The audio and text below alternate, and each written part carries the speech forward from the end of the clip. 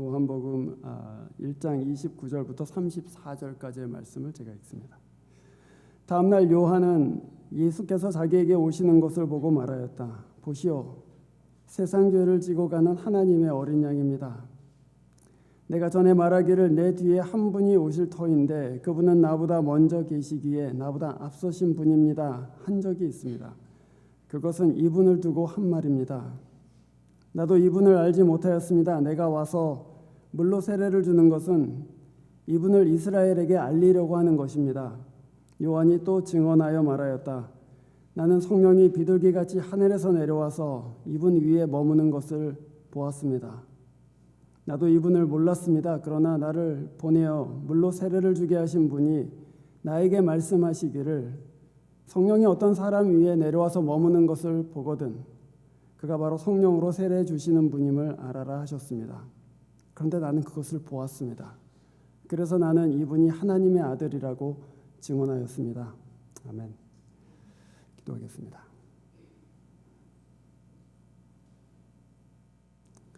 복되신 삼위일체 하나님 앞에 함께 경배드리고 또한 예배합니다. 가난한 마음으로 주님의 은혜를 구하고 또 거짓된 세상에서 진리의 말씀을 구하는 저희들에게 하나님께서는 말씀하여 주시고 또 우리 마음 가운데 성령으로 똑똑히 볼 수 있는 영적인 분별력을 허락하여 주시옵소서. 오늘 이 말씀 거룩한 하나님의 말씀으로 받을 때에 사람의 생각, 사람의 마음으로 받지 아니하고 성령께서 주시는 영의 눈으로 이 말씀을 듣고 보고 또한 깨달을 수 있도록 저희 모든 사람의 눈을 열어주시옵소서. 전하는 자는 부족하기 그지없으나 하나님께서는 부족한 도구라도 주님의 영광 위에서 사용하시오니 듣는 자와 전하는 자 모두가 주께 붙들림 바 되는 시간 되도록 도와주시옵소서. 우리 주 예수 그리스도 이름으로 기도합니다. 아멘. 오늘 이 본문은 굉장히 중요한 본문입니다. 왜냐하면 요한 복음의 저자가 그리스도를 어떻게 사람들에게 증거할 것인가 또 그리스도가 어떤 분인가 하는 것을 세례 요한의 입을 통해서 우리에게 가르쳐주고 있기 때문입니다. 이 본문에서 여러분이 확인하신 것과 같이 세례 요한은 예수님을 두 가지로 증거하였습니다.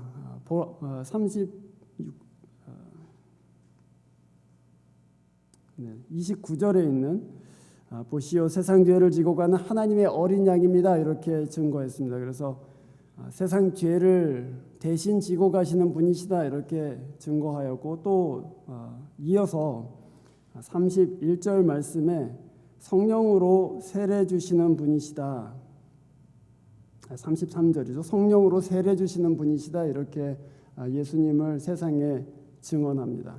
그게 예수님께서 하시는 구원 사역의 가장 중요한 두 가지입니다.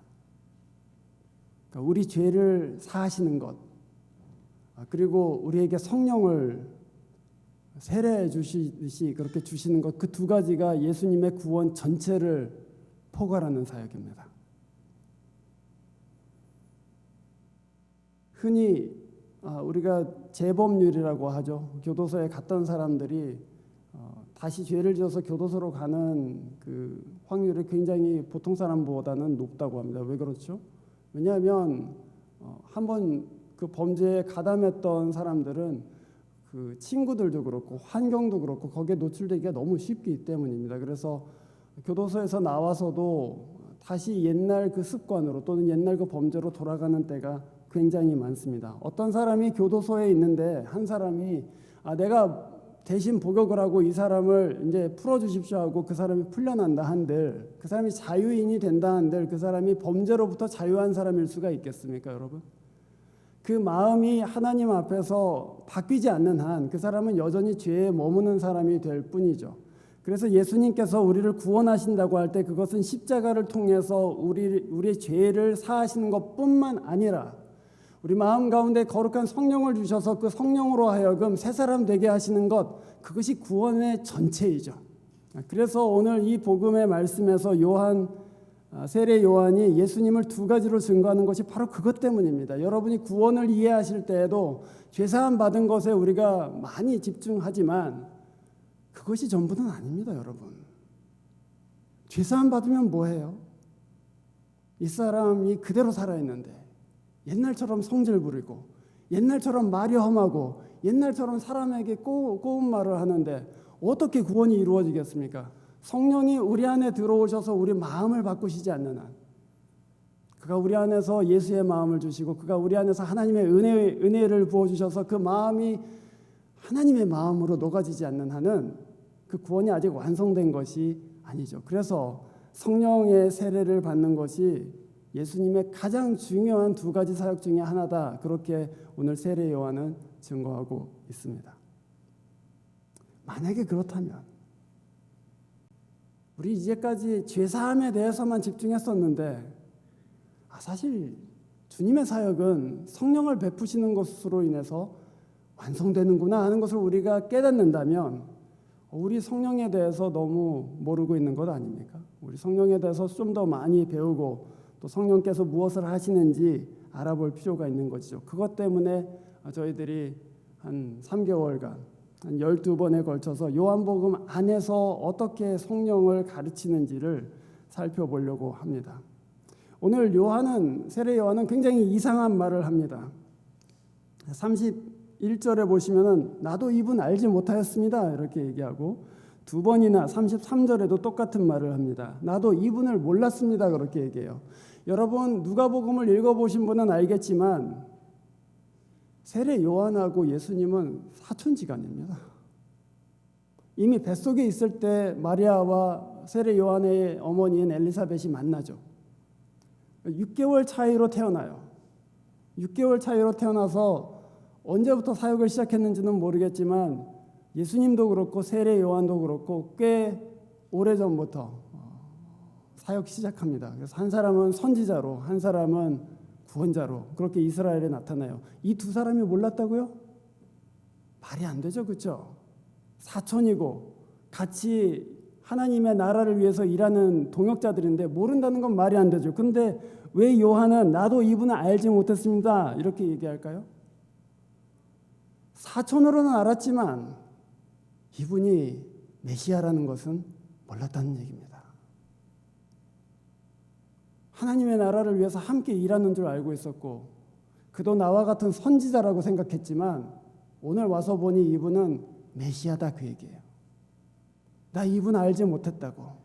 사람의 눈으로 봤을 때는 안다고 생각했지만 오늘 성령께서 내게 깨우쳐 주신 계시를 통해서 보니 나는 이분을 몰랐구나 하는 것을 알게 되었다는 것입니다. 그는 물론 세례 요한은 물론 성경과 유대 전통에 정통한 사람이었음에 분명합니다. 그래서 구약 성경을 다 꿰고 있었을 것이 분명해요. 여러분 저랑 같이 한 3군데 정도 성경을 찾아보시죠. 이사야 11장 말씀을 한번 찾아보십시오.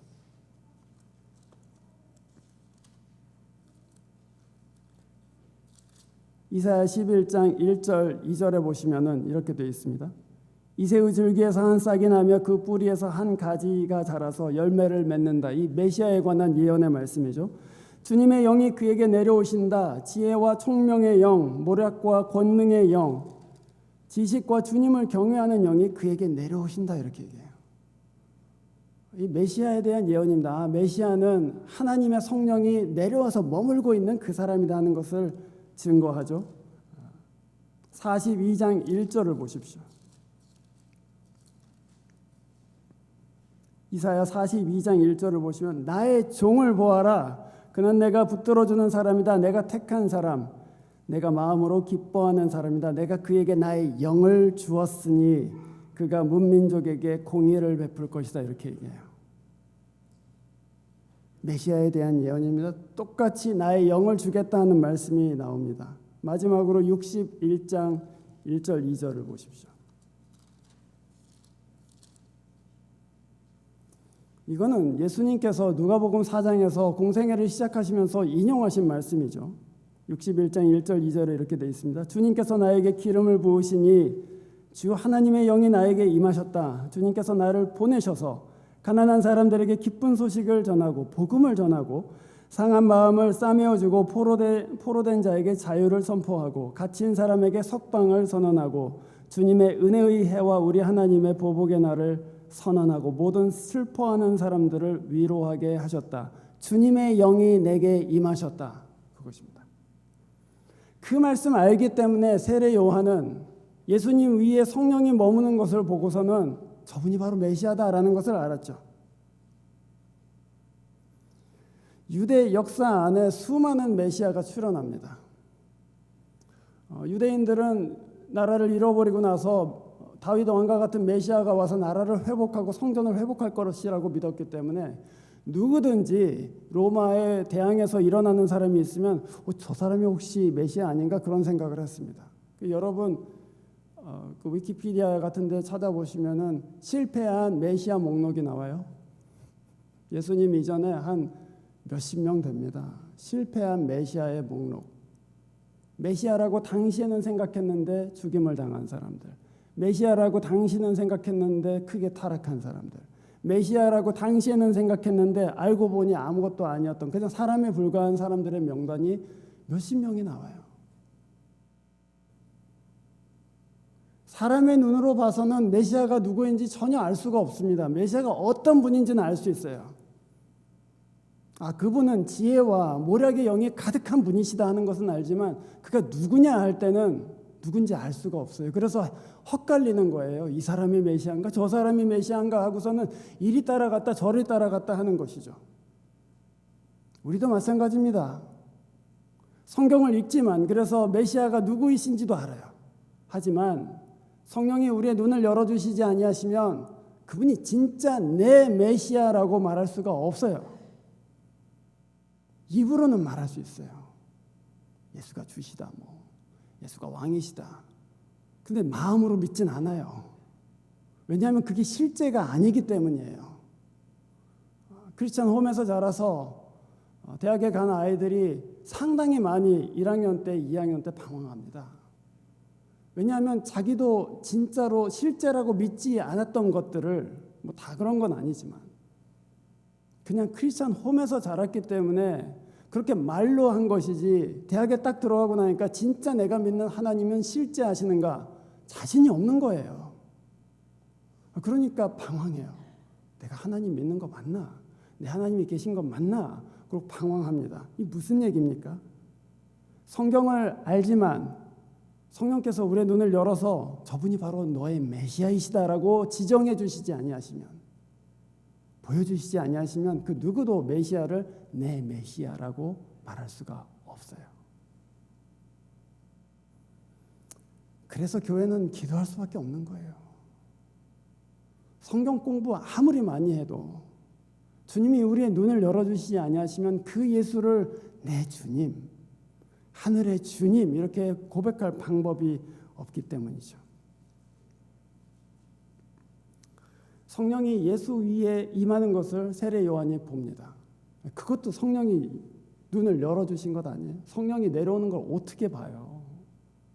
성령이 열어주신 것이죠. 그렇게 눈을 뜨고 메시아를 보고 나니까 자기가 지금까지 읽었던 성경의 말씀이 이제 살아있게 되는 거예요. 그 이사야의 말씀들 내가 알겠다. 저분이 바로 메시아라는 거 내가 알겠다 하고서는 그렇게 고백하고 선포하기 시작합니다. 그런데 오늘 세례 요한이 예수님을 아까 보았다시피 두 가지로 증거했다고 그랬잖아요. 하나는 하나님의 어린 양, 세상 죄를 지고 가는 하나님의 어린 양이다 그렇게 증거하였고 또 하나는 이분은 성령으로 세례 주시는 분이시다 하고 증거하였죠. 그 두 번째 파트는 아까 우리가 이사야 말씀을 통해서 메시아가 오시면 그분은 성령 충만한 분이시다 하는 것을 안다고 그렇게 말씀드렸습니다. 그런데 사실 주님이 이 땅에 오시기 전까지 유대인 중에 그 누구도 메시아가 세상의 죄를 지고 십자가에 달리실 분이라고는 아무도 생각하지 못했습니다. 그런 말씀들이 구약 성경에 있어요. 사실은 이사야 53장에도 있고 스가랴 9장에도 있고 그는 겸손하여서 나귀를 타고 들어간다 그런 말씀도 있고 사람들은 그걸 찔렀는데 우리를 위해서 찔림을 받았다 그가 우리를 위하여 찢김을 당했다. 뭐 그런 말씀들이 있지만 그 말씀들이 메시아의 길을 가르친다고는 생각하지를 못했어요. 그래서 이게 도대체 누구를 얘기하는 거냐? 이사야 선지자를 얘기하는 거냐? 아니면 뭐 이스라엘을 상징적으로 얘기한 것이냐고 그냥 분분하게 유대인 안에서 그런 논쟁들이 있었습니다. 그게 메시아라고 생각을 못했던 것이죠. 그런데 오늘 세례 요한이 그것을 보고 나니, 성령이 예수 위에 임하고 거하시는 것을 보고 나니, 이분이 메시아일 뿐만 아니라 이분이 바로 구약 성경에 예언된 세상의 죄를 지고 가실 그 어린 양이구나 하는 것을 알게 됩니다. 말하자면 이 메시아의 길을 깨달았다는 거예요. 유대인들은 그때까지 메시아의 길 그러면은 다윗 왕과 같이 권세 있는 자가 나타나서 하늘의 군대로 로마 군대를 다 때려 부시고 성전을 기적적으로 회복하고 그런 어떤 엄청난 능력을 갖고 있는 사람으로 생각했습니다. 그런데 요한이 성령이 주시는 계시의 빛으로 예수 그리스도를 보니 그 길이 다르더라는 거예요. 우리 종족들은 다 힘으로 하나님께서 구원의 길을 여실 거라고 생각했는데 이제 보니 메시아는 어린 양과 같이 세상의 죄를 지고 가실 분이시다.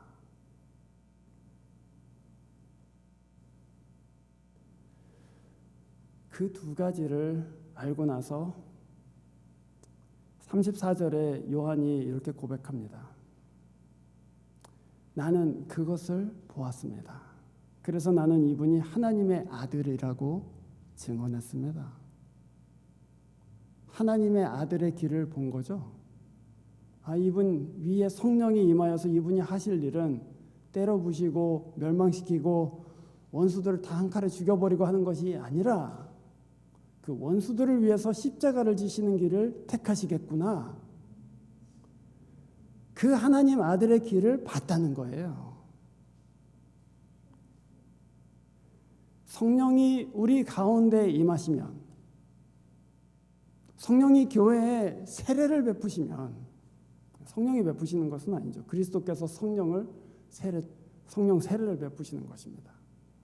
주께서 우리 교회 위에 성령의 세례를 베푸시면, 그래서 우리가 메시아의 길을 알게 되면 우리는 세상의 구원을 위해서 고난받는 길을 택하게 됩니다. 그게 하나님의 아들의 길이에요. 내가 하나님의 아들이니까 내가 구하는 건 뭐든지 주실 거야. 그게 아니에요. 내가 하나님의 딸이니까 내가 지금 돈이 없으면 돈을 구하면 되고 내가 집이 없으면 집을 구하면 되고 그런 게 아닙니다. 내가 하나님의 자녀 되었기 때문에 하나님의 아들이신 예수 안에서 그 길을 보았기 때문에 내 이웃의 구원을 위해서 내가 고난받는 것 택하겠다. 세상에 하나님이 하실 선한 일을 위해서 내가 불쏘시개가 되겠다. 내 영광을 위해서 살지 아니하고 하나님 영광 위해서 살겠다. 그렇게 마음이 바뀐다고요. 그 마음은 성령이 아니고서는 그 누구도 줄 수 없는 마음이죠. 누가 고난을 자처해요. 그 은혜가 감사하기 때문에 그 예수 안에서 하나님 아들, 하나님의 자녀의 길을 보았기 때문에 감사함으로 그 길을 가는 거죠. 그래서 교회는 하나님의 성령이 임하시기를 간절히 구할 수밖에 없는 것이죠. 예수를 믿는다고 하면서도 아직도 자기 영광과 만족을 위해서 산다면, 기도의 90%가 내 문제, 내 고민, 내 필요로 채워져 있다면 심각하게 다시 생각해 보셔야 됩니다. 나 성령 받은 거 맞나? 어떻게 내가 성령 받은 사람이 나를 위해서만 기도하고 있나? 내 필요를 위해서만 기도하고 있나? 그는 하나님 앞에서 자기 기도를 돌아보고 이거 성령 받은 사람이 하는 기도가 아니다. 이거는 그냥 불교 신자들도 할 수 있는 그런 기도다. 그걸 깨달으면 그때는 성령 받을 준비가 된 거예요. 세례 요한은 오늘 이렇게 얘기하죠. 내가 우리가 읽은 본문 바로 전에 바리새인들이 와서 세례 요한한테 그렇게 묻습니다. 너 메시아도 아닌 네가 왜 세례를 베푸냐? 그렇게 얘기해요. 바리새인들은 이미 알고 있었어요. 이 세례가 정말로 그 세상 끝에 메시아께서 베푸실 세례인데 왜 이런 선지자가 나타나서 세례를 베푸나? 네가 바로 그리스도냐 하고 물으니까 요한이 나는 아니라고 얘기하면서 오늘 본문에 이렇게 얘기하죠. 31절 말씀입니다. 내가 와서 물로 세례를 주는 것은 이분을 이스라엘에 증거하려는 것입니다. 누구? 성령으로 세례 주시는 분을 증거하기 위해서 내가 물로 세례를 주고 있습니다. 그 얘기입니다. 말하자면 당신들은 내가 물로 세례를 주는 것을 보고 나를 주목하고 이 물 세례를 주목하겠지만 내가 정작 드러나고자 하는 것은 성령으로 세례를 주실 메시아 그리스도이십니다. 이렇게 얘기하는 거예요. 나를 주목하지 마세요. 내 물 세례를 주목하지 마세요. 내 뒤에 오시는 실체이신 그분, 이 물 세례가 아닌, 이 물 세례는 상징에 불과하고 이 물 세례가 아닌 성령 세례 주실 그분을 주목하세요. 그 얘기죠. 그런데 우리는 그로부터 한 2000년이 지난 후에 물에 들어가는 게 맞냐, 물을 뿌리는 게 맞냐, 이런 유치한 걸 가지고 논쟁을 해요. 침례를 받아야 되냐, 스프링클을 해야 되냐.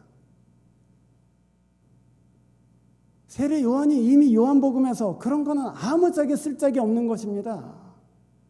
진짜 중요한 것은 그 세례 받는 사람이, 그 물로 세례 받는 사람이 성령으로 세례 받는 것이 진짜 중요한 겁니다. 그렇게 얘기하는 거잖아요.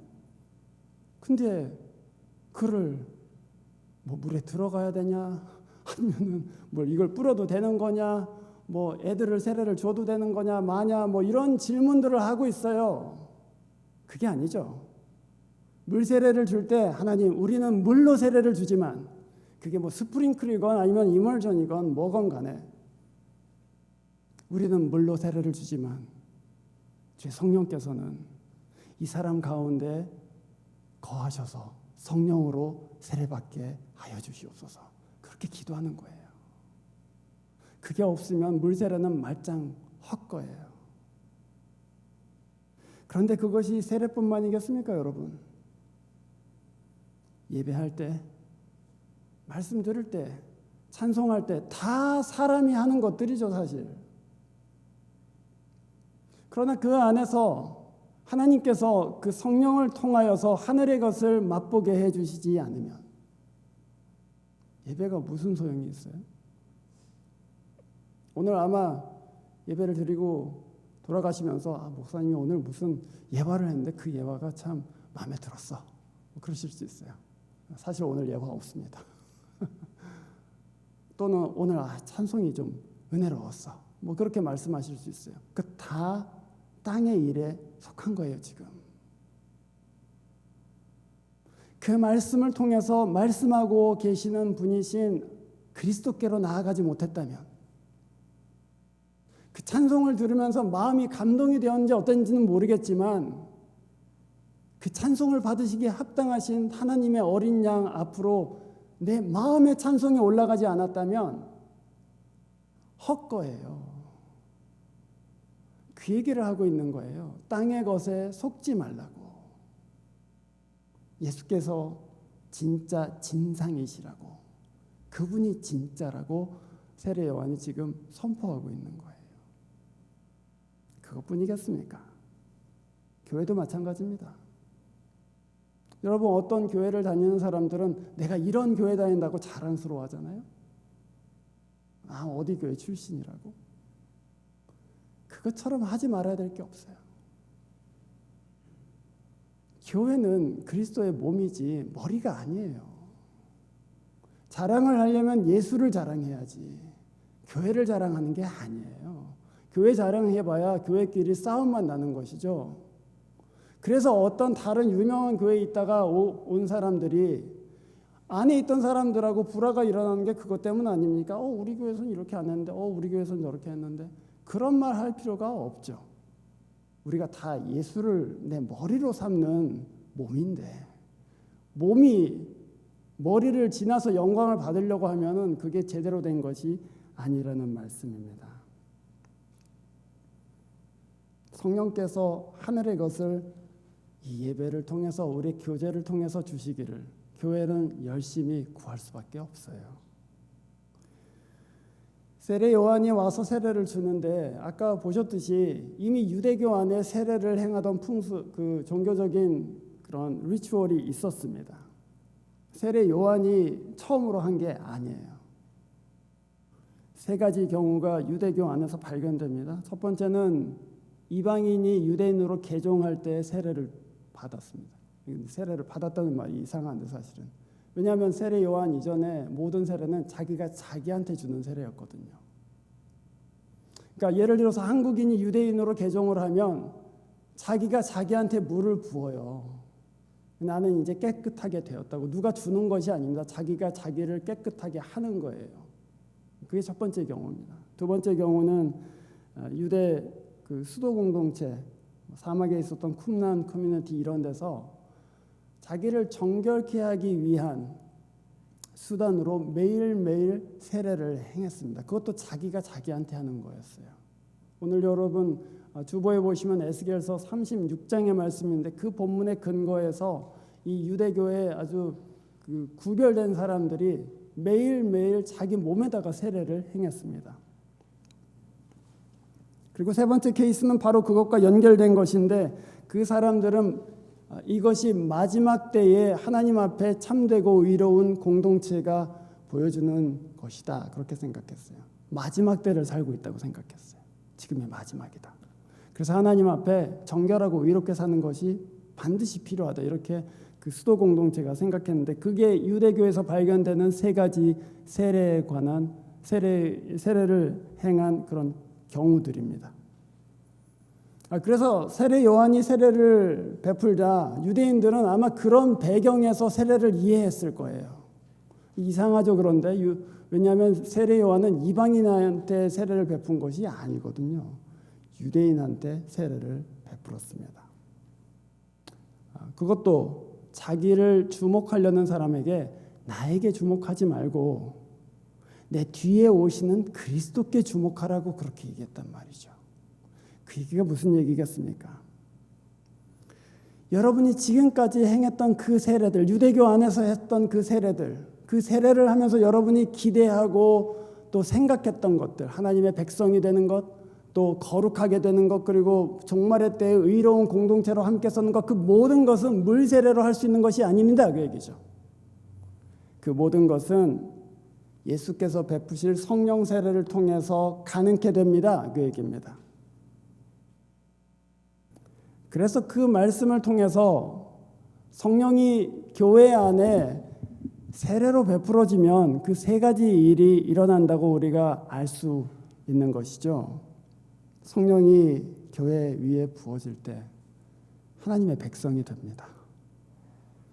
들어서 아는 것이 아니고 내 안에서 성령께서 너는 하나님의 자녀다 라고 증거해 주시기 때문이에요. 제가 이렇게 버릇없고 모나고 상처투성이인데 제가 하나님의 자녀가 되는 게 맞습니까? 스스로 물을 수도 있어요. 그런데 내 안에서 성령께서 증거하시는 거예요. 네가 어떤 사람이건 하나님께서 너를 택정하셨고 너는 하나님의 자녀다. 이렇게 증거해 주세요. 그래서 자기가 하나님의 자녀인 걸 알아요. 밖에서 아무리 얘기해봐야 소용없습니다. 성령께서 안에서 증거하시지 않으면 그 사람은 믿을 수가 없어요. 그래서 성령이 오시면 자기가 하나님의 자녀된 것을 알게 됩니다. 두 번째, 성령은 신자를 거룩하게 하세요. 성령이 우리 신자 안에 들어오면 더 이상 할 수 없는 일들이 반드시 생깁니다. 죄를 미워하는 마음이 생겨요.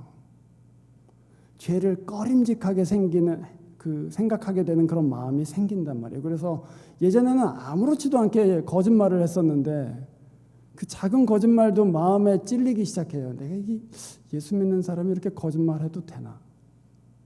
그래서 말을 정정하기도 해요. 아까 한 말 사실은 좀 과장이었는데 사실은 이렇다고.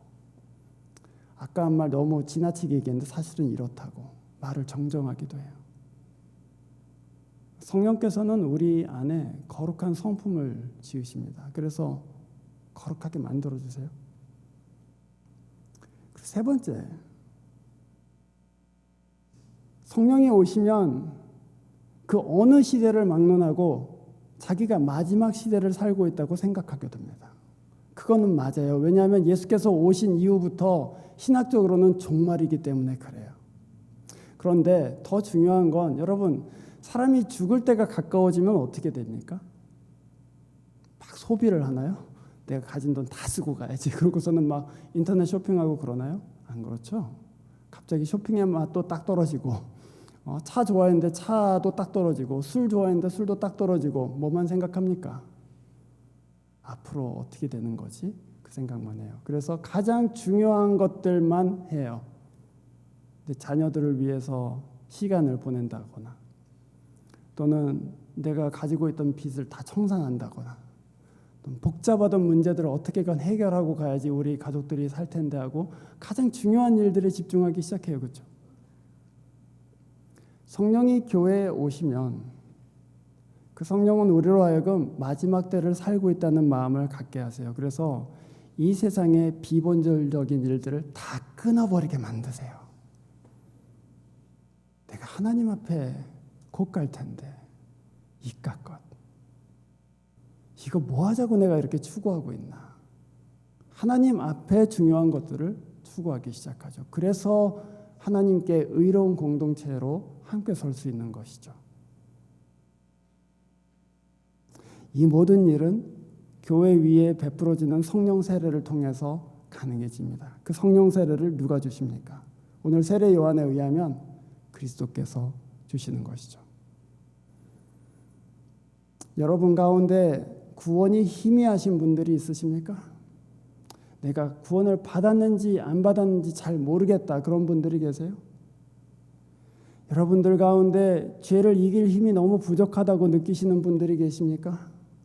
또는 내가 왜 이 수많은 것들에 이렇게 계속해서 디스트랙트 되고 살고 있나 하는 그런 분들이 계세요? 성령을 구해야 될 때입니다. 성령께서 여러분의 마음에 정말 기름 부어주시고 내적인 눈을 열어서 하나님께 속한 것이 무엇인지를 볼 수 있도록 그렇게 간절하게 주 앞으로 나아가시기를 바랍니다. 마지막으로 세례 요한이 성령에 의해서 눈을 떴어요. 그리고 오늘 29절에 보면 보시오 그렇게 얘기해요. 뭐 영어로는 behold 이렇게 얘기하지만 세상 죄를 지고 가는 하나님의 어린 양입니다. 이렇게 증거하였습니다. 참을 수가 없었어요. 성령이 예수 그리스도 위에 내려와서 머무는 것을 보니 그거를 증거하지 않고서는 견딜 수가 없는 것이죠. 그래서 불현듯 얘기하는 거예요. Behold, 보라! 세상 죄를 지고 가는 하나님의 어린 양이로다. 그렇게 얘기하죠.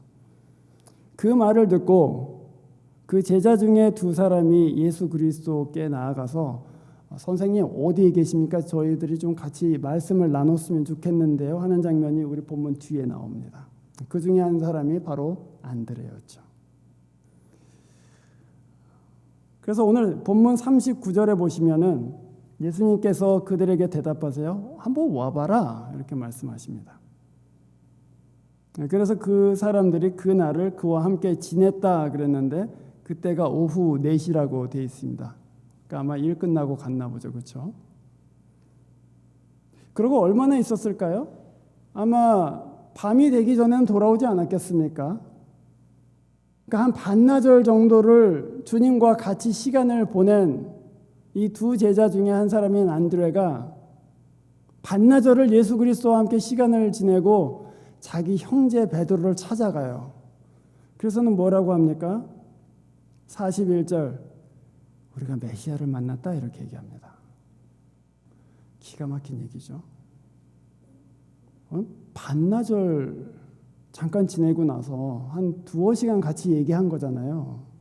그러고 나서 이분이 메시아가 맞다라는 것을 알게 되었습니다. 평생을 성경을 읽어도 메시아가 누군지를 알지 못하는데 한 두어 시간 같이 말씀을 나누고 나서 이분이 바로 메시아다라고 증거하기 시작했다는 거잖아요. 이게 어떻게 가능합니까, 여러분? 이거 성령이 하시는 일이에요. 성경을 수십 번 읽어도 예수가 안 믿어지면 안 믿어지는 거예요. 그러나 단 2시간을 말씀을 읽어도 이분이 맞다. 그 누가 하는 일입니까? 성령이 하시는 일이죠. 오늘 교회의 증거가 약해지는 이유가 뭡니까? 왜 교회가 예수의 이름을 담대하게 말하지 못합니까? 그분이 우리에게 리얼하지 않기 때문 아닙니까, 여러분? 그분이 우리 삶 가운데 역사하시는 것이 별로 그렇게 희미하게 느껴지기 때문 아닙니까? 그가 누구인지를 정확하게 모르기 때문 아닙니까? 그분이 그냥 다른 어떤 신도 할 수 있는 그런 일을 하는 분 정도로 생각한다면 그를 말할 이유가 없어지죠. 성령 안에서 예수를 배우지 못한 사람들, 성령 안에서 예수와 교제하지 못한 사람들은 그 이름을 담대하게 말할 수가 없어집니다. 한번 생각해 보세요. 내가 지금 어떤 병을 앓고 있는데 여러 가지 약들이 있단 말이에요.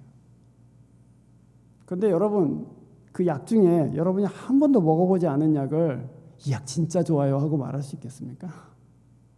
두통을 앓고 있는데 뭐 타이레놀도 있고 뭐 에드빌도 있고 여러 가지 두통약이 있는데 그 중에 한 번도 먹어보지 않은 약을 이 약 진짜 좋아요 하고 말할 수 있겠냐고요? 말할 수 없죠. 성령이 우리 가운데 예수 그리스도를 정말 내 주님, 세상의 구주로 계시해 주시지 않냐 하시면 그를 증거할 수 있는 방법은 없어요. 그러나 주님께서 우리 가운데에서 이분이 너의 그리스도이시다라고 증거해 주시면 증거를 안 할 수 있는 방법이 없어요. 그분은 귀한 분이시고 그분은 생명이시고 그분은 너무나도 풍성하신 하나님이시기 때문에 가장 먼저 내 형제를 찾아가서 내가 메시아를 만났다고 그렇게 얘기할 수밖에 없는 것이죠. 오늘 이 말씀에 함께 참여하신 여러분,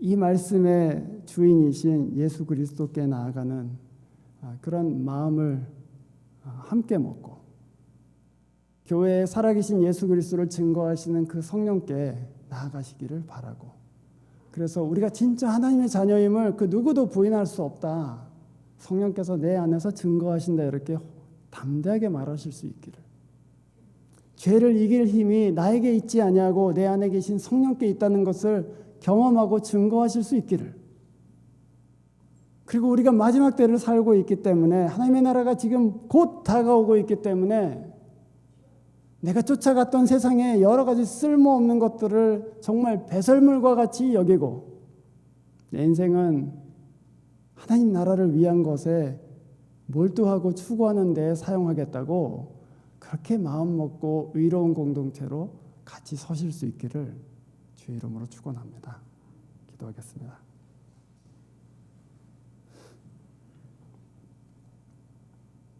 주님, 저희들은 부족하고 연약한 그릇에 불과하지만 성령께서 이 부족한 그릇에도 예수 그리스도의 보배를 담아주시고 또 확증해 주시면 그 예수의 이름을 들고 나아가서 증거할 수 있을 줄로 믿습니다. 우리 삶 가운데 들어와서 예수 그리스도를 살아계신 분으로 계시해 주시고 우리의 마음을 바꾸셔서 이 마지막 때에 의롭고 아름다운 하나님의 종들, 또 예수 그리스도의 귀한 몸 되도록 인도하여 주시옵소서.